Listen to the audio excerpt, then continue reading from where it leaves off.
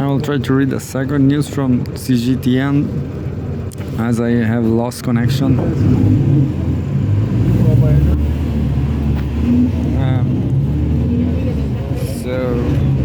So I have Cgtn also on YouTube. I'm receiving messages. China is calling me. China is calling me. I hope one day fly away from sell drugs, the South American junkies. But anyway, China, October 2nd, 2025. China's 2025 box office surpasses 2024's full year gross, with local films dominating. They are talking about movie industry. I have no idea. The Chinese movies I saw, they are not so great, but there's a photograph showing movie posters are seen at a local cinema in Nanjing, East China's Jiangsu province. Who knows how these Chinese movies are, you know? Maybe I have no idea about Confucianism.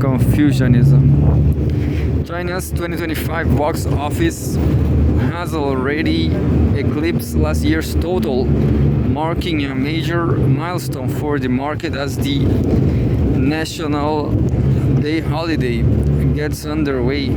As of 5 p.m. On Thursday, the total box office for the 2025 National Day holiday, including pre-sales, has exceeded 6,600 million yuan, around $84 million. According to data from ticketing platform Maoyan, as of early Thursday afternoon, the year-to-date grosses, including pre-sales, reached 42.5 billion yuan, about $5.98 billion, surpassing the full-year haul of 2024. Local films continue to dominate the market, accounting for nearly 90% of ticket sales, with all 10 of the year's top earners being domestic productions. To date, more than 300 films have been released nationwide this year, covering various genres including history, comedy, animation, fantasy, and drama. 13 films are scheduled for release during the national holiday, each with its own highlights. Through a grand narrative, the historical film, quote-unquote, The Volunteers, The Battle of Life and Death, aims to restore history and pay tribute to heroes resonating with the audience. Meanwhile, the animated film, quote-unquote, Three Kingdoms, starlit heroes, and quote, reimagines the classic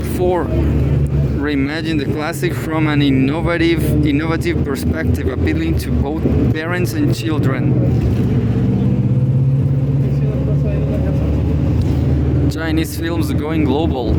A growing number of Chinese films have integrated traditional cultural elements and contemporary values into their creation by adopting innovative narrative techniques and cutting-edge technologies.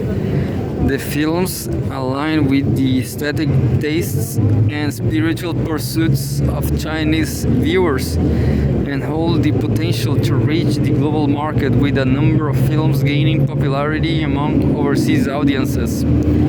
China's first 8Q movie, what the hell is, oh, I'm sorry,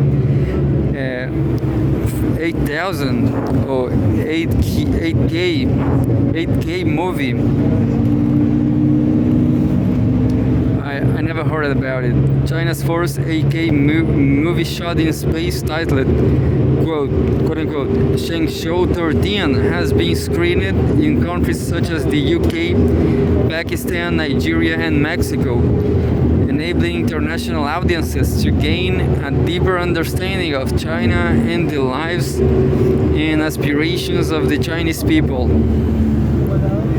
The animated feature, quote unquote, Ne Zatu, has grossed over 15.44 billion yuan globally, with overseas box office earnings exceeding 400 million yuan, ranking 5th on the all-time global box office chart. Quote unquote, Dead to Rights, a Chinese historical film about the 1937 Nanjing massacre, has grossed over 3 billion yuan worldwide. Interesting topic. Dead to Rise is a Chinese historical film about the 1937 Nanjing massacre. The film garnered widespread popularity among moviegoers in countries such as the United States, Canada, and Germany, enabling more international viewers to remember history and cherish peace through the power of cinema. Who knows? I guess all these Chinese movies, they start like a teaser and they introduce the subject like teasers. I don't like that. Like a video clip. And then the movie goes to the half of the movie just by teasers, just by something artificial.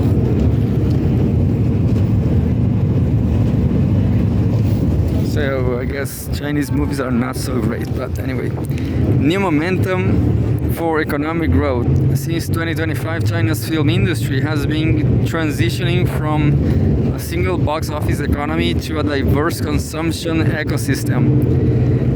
Through the integration of film and tourism, as well as in initiatives such as the quote-unquote ticket stub economy, films have become a new engine for stimulating consumption and driving economic growth.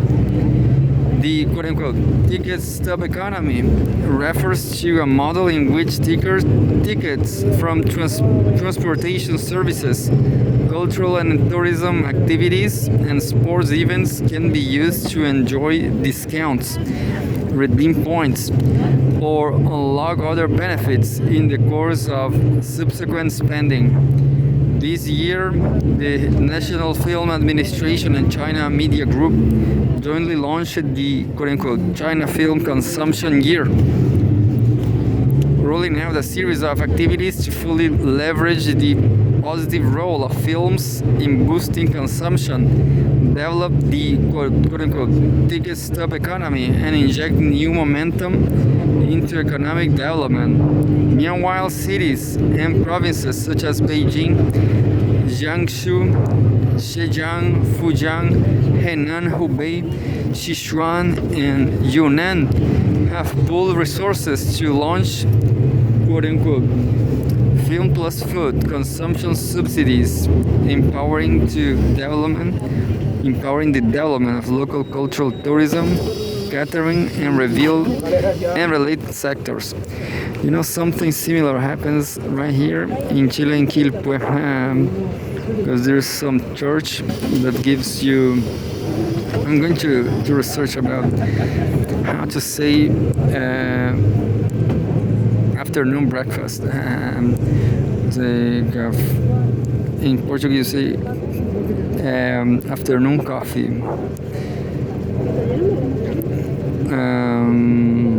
Afternoon coffee, just like that. But in Spanish, you say las once. Las once because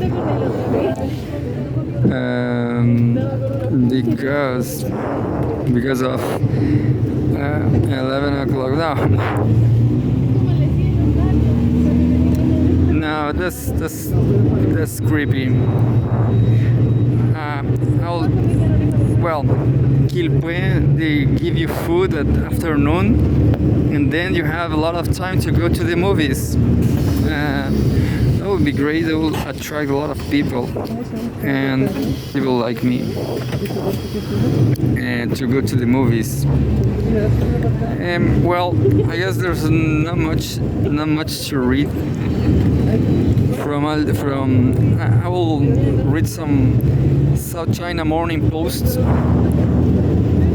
which is another South China Morning Post, just to see more news.